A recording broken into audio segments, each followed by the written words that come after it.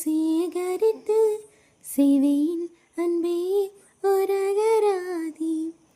நீ தூங்கும் நேரத்தில் தூங்காமல் பார்ப்பேன் தினம் உன் தலை கோதி.